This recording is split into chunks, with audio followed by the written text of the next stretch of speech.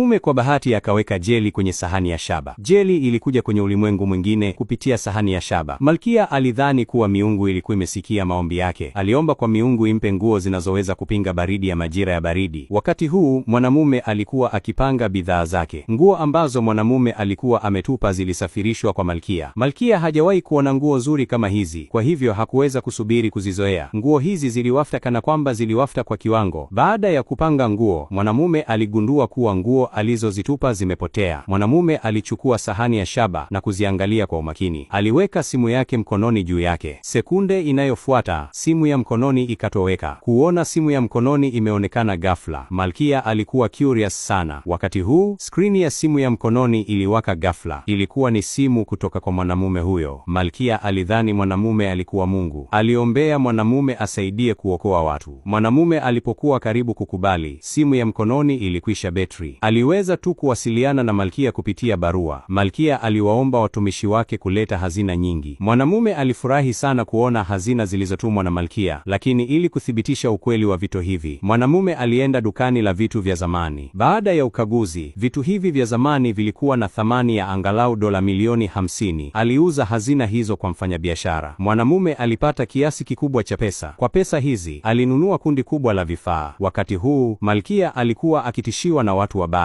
Kama hakungekuwa na chakula, wangemdhuru Malkia. Mlinzi alileta habari njema. Ilibidi kuwa vifaa vya mwanamume vilikuwa vimefika.